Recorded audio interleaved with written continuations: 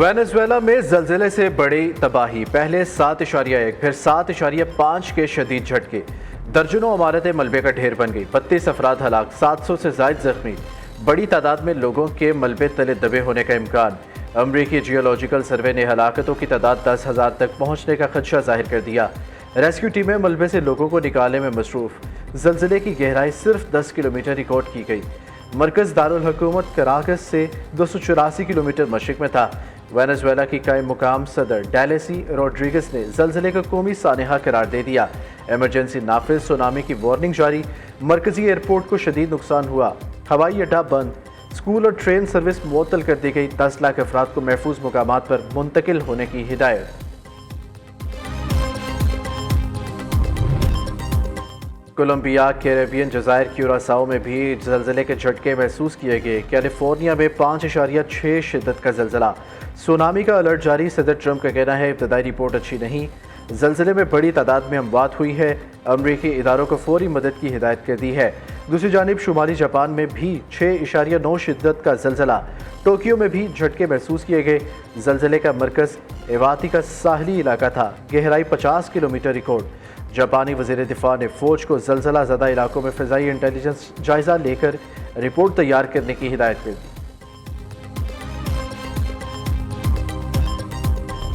کالعدم عوامی action committee کو ایک اور بڑا جھٹکا، کور ممبر فیصل جمیل کشمیری کا لا تعلقی کا اعلان۔ ویڈیو پیغام میں کہا عوامی حقوق اور آٹے بجلی کی قیمتوں سے شروع ہونے والی تحریک کا رخ موڑ دیا گیا ہے۔ کالعدم انتشاری کمیٹی کا ریاست مخالف ایجنڈا افسوسناک ہے، چیزوں کو باہمی مذاکرات اور بات چیت سے حل کیا جانا چاہیے، آزاد کشمیر کے امن کو خراب نہ کیا جائے۔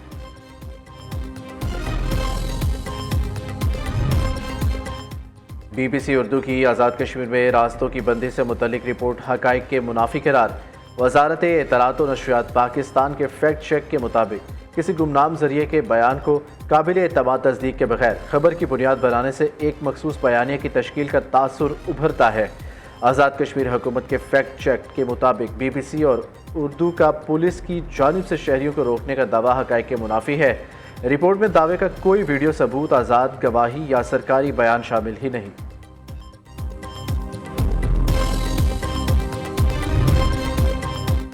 آج دنیا پاکستان کو پیس میکر کے نام سے جانتی ہے، سفارتی تنہائی کا شکار پاکستان اب دنیا بھر میں مرکزی نگاہ ہے۔ وزیر اعظم شہباز شریف اور فیلڈ مارشل سید عاصم منیر کی ڈپلومیسی نے اہم کردار ادا کیا۔ امریکہ ایران جنگ میں اللہ تعالیٰ نے پاکستان سے کام لیا۔ نائب وزیر اعظم اسحاق ڈار کی لاہور میں میڈیا سے گفتگو، کہا پاکستان نے ثالثی کا کردار ادا کر کے خطے میں امن قائم کیا، جو عزت پاکستان کو ملی پوری قوم شکر گزار ہے، اب ہمیں معاشی قوت بننا ہے۔ وزیر اعظم دن رات کام کر رہے ہیں۔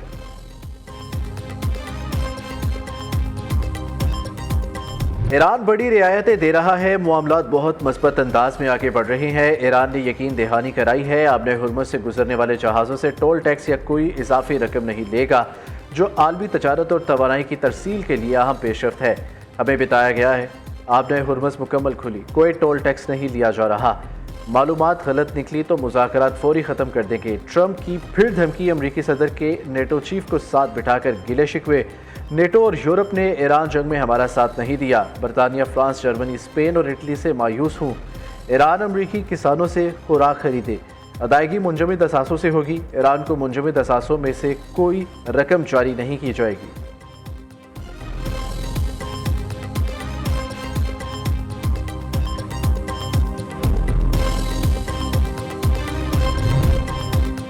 معاہدے سے متعلق متضاد امریکی بیانات ایران کے امریکہ پر عدم اعتماد میں اضافہ کریں گے۔ ایرانی وزارت خارجہ کی ترجمان اسماعیل بقائی کا کہنا ہے ایسے بیانات ایرانی عوام کے عدم اعتماد میں کمی لانے کے لیے کچھ نہیں کریں گے۔ ایسے بیانات امریکی خلاف ورزیوں کی یاد تازہ کرا دیتے ہیں۔ عہد کے بدلے عہد کے اصول کا تقاضا ہے کہ دونوں فریق اپنی باہمی ذمہ داریوں کو پورا کرے۔ امریکی حکمران طبقہ ایسے مفاہیم یا تشریحات سے گریز کرے جو مفاہمتی یادداشت کے متن میں موجود واضح الفاظ سے مکمل طور پر متصادم ہو۔ کسی بھی معاہدے کی کامیابی کے لیے دونوں جانب سے طے شدہ شرائط اور ذمہ داریوں کا احترام ضروری ہے، بصورت دیگر باہمی اعتماد کی بحالی مشکل ہو جائے گی۔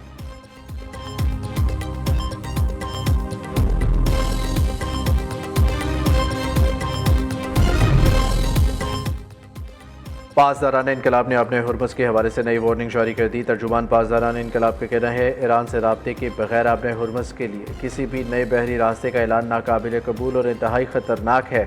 اپنے ہرمز سے محفوظ گزرگاہ صرف ان مخصوص روٹس کے ذریعے ہی ممکن ہے جو ایران نے باقاعدہ طور پر مقرر کیے ہیں۔ ہدایات کی خلاف ورزی کرنے والے جہازوں کو کارروائی کا سامنا کرنا پڑے گا۔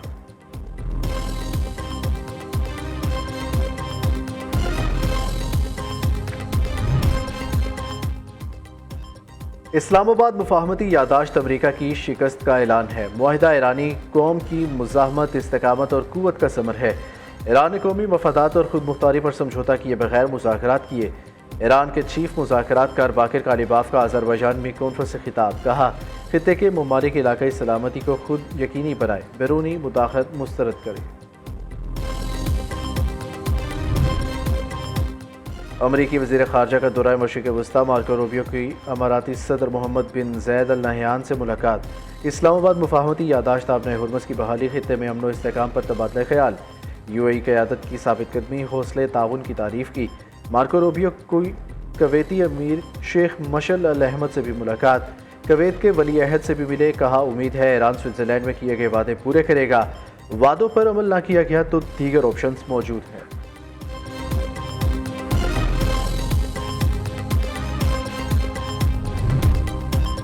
وزیر اعظم اور امیر قطر کا ٹیلی فونک رابطہ، دونوں رہنماؤں کے درمیان نہایت خوشگوار اور دوستانہ گفتگو۔ امیر قطر نے اسلام آباد مفاہمتی یادداشت پر دستخط پر پاکستان کی سفارتی کاوشوں کو سراہا۔ وزیر اعظم کو مبارکباد اور مکمل حمایت کا اظہار کیا۔ شہباز شریف نے کہا فیلڈ مارشل کی انتھک محنت اور لگن سے تاریخی کامیابی ملی۔ نائب وزیر اعظم اسحاق ڈار کا چینی وزیر خارجہ سے ٹیلی فونک رابطہ۔ پاکستان اور قطر کی ثالثی میں ایران امریکہ مذاکرات پر تبادلہ خیال۔ وانگ جی نے پاکستان کی کامیاب ثالثی اور اسلام آباد مفاہمتی یادداشت کو سراہا۔ اسحاق ڈار کا امن عمل میں چین کی مستقل حمایت پر اظہار تشکر۔ چینی وزارت خارجہ کے ترجمان نے کہا ایران امریکہ مفاہمتی یادداشت پر عمل درآمد کو یقینی بنائے۔ چین ہمیشہ امن کے فروغ کی حمایت کرتا ہے۔ ایران کی خود مختاری، سلامتی، علاقائی سالمیت اور قومی وقار کے دفاع کی حمایت جاری رکھیں گے۔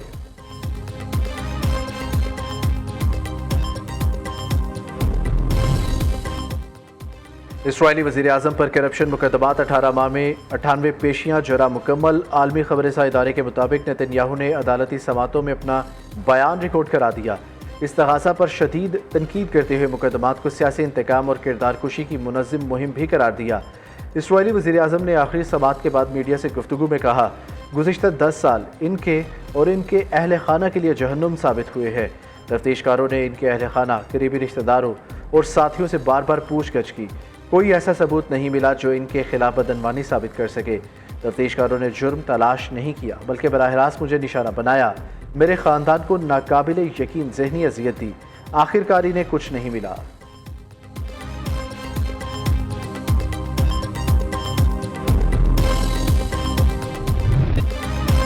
نو محرم الحرام کی مناسبت سے ملک بھر میں ماتمی جلوسوں اور مجالس کا انعقاد۔ اسلام آباد میں مرکزی جلوس مغرب کے بعد G6 کی امام بارگاہ اسنا عشریہ سے برآمد ہوگا۔ کراچی میں 9 محرم کا مرکزی جلوس دوپہر 1 بجے نشتر پارک سے برآمد ہو کر کھارا در میں حسینیہ ایرانیہ امام بارگاہ پر اختتام پذیر ہوگا۔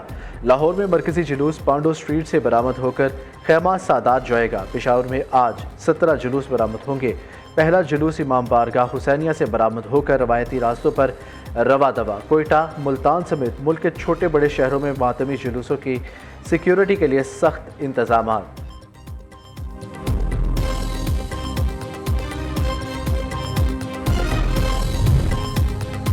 گورنر پنجاب کا چکوال میں ماتمی جلوس کے راستوں کا دورہ، جلوسوں اور مجالس کے لیے فراہم کی جانے والی میونسپل سروسز اور سیکیورٹی انتظامات کا جائزہ لیا۔ سردار سلیم حیدر خان نے کہا عزاداران کو بہترین سہولیات اور پرامن ماحول کی فراہمی حکومت کی ترجیح ہے۔ تمام مجالس اور جلوسوں کی نگرانی کے لیے مؤثر سیکیورٹی اور مانیٹرنگ کا نظام فعال ہے۔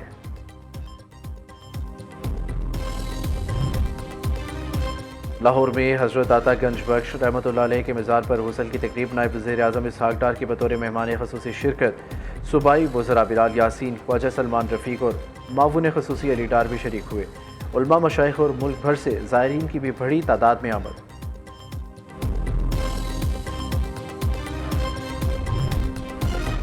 पंजाब की आवाम के लिए एक नहीं 3 बड़ी खुशखबरियां। 3 बड़े अस्पताल यके बाद दीगर इफ्तिताह के लिए तैयार। Nawaz Sharif institute of cardiology Sargodha का 15 जुलाई को इफ्तिताह। Nawaz Sharif institute of cancer treatment and research का इफ्तिताह 31 जुलाई को किया जाएगा।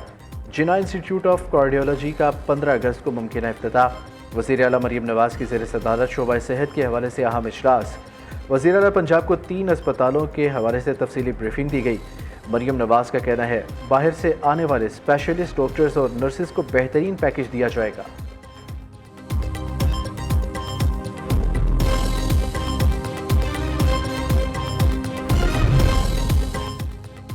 कराची में 10 साला बच्चे की बाप के तशद्दुद से हलाकत। सरजानी टाउन पुलिस ने बच्चे के बाप और चचा को गिरफ्तार कर लिया। पुलिस के मुताबिक बच्चे की मां घरेलू तनाज़े के बिना पर अलग घर में रहती थी।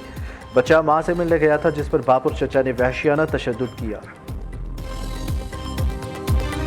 फीफा वर्ल्ड कप में ग्रुप बी के मुकाबले मुकम्मल। स्विट्जरलैंड की पहली पोजीशन। कनाडा पहली बार वर्ल्ड कप नॉकआउट मरहले में दाखिल। बोस्निया ने कतर को हराकर ट्रॉफी की दौड़ से बाहर कर दिया। बोस्निया की टीम ग्रुप बी में तीसरी पोजीशन पर आ गई। आखिरी ग्रुप मैच में ब्राज़ील ने स्कॉटलैंड को 3-0 से हराकर नॉकआउट मरहले में रसाई हासिल कर ली। मराकश ने हेटी को 2 के मुकाबले में 4 गोल से शिकस्त दी।